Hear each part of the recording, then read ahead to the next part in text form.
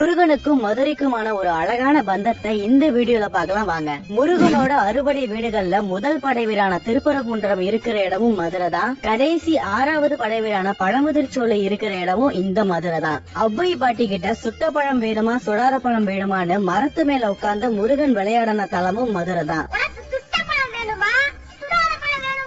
இப்போ வரைக்கும் அழகர் மலை பழமுதிர்ச்சோலைக்கு போற வழியில இந்த மரம் இருக்கிறதா நம்பப்படுது. அங்க அதுக்கான ஒரு போர்டும் வச்சிருக்காங்க. சிவனுக்கு மட்டும் இல்லைங்க, அவரோட பையன் முருகனுக்கும் கல்யாணம் நடந்த இடம் இந்த மதுரை தான். போர்ல வெற்றி பெற்ற முருகனுக்கு இந்திரன் மகள் தெய்வானையை கல்யாணம் செஞ்சு வைக்க முடிவு பண்ணி சிவபெருமான் தன்னோட கல்யாணம் நடந்த அதே மதுரையில தான் தன்னோட மகனுக்கும் கல்யாணம் நடத்தணும்னு திருப்பரங்குன்றத்துல முருகனுக்கும் தெய்வானைக்கும் கல்யாணத்தை நடத்தினாரு. அதனாலதான் திருப்பரங்குன்றத்துல முருகன் தெய்வானையோட திருமண கோலத்துல காட்சி தராரு.